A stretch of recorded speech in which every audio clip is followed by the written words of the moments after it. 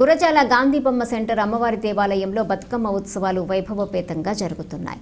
దసరా ఉత్సవాలలో భాగంగా శ్రీ కన్యకాపరమేశ్వరి అమ్మవారు వారాహి అలంకారంలో భక్తులకు దర్శనమిచ్చారు.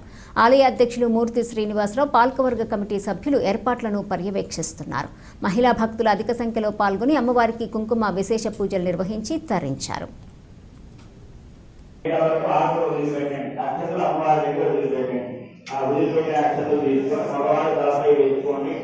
ఆడవాళ్ళు పోయండి, అక్కడ కుంకుమ తీసుకొని మగవాళ్ళు ఆడవాళ్ళు బొట్టు పెట్టుకొని అక్కడ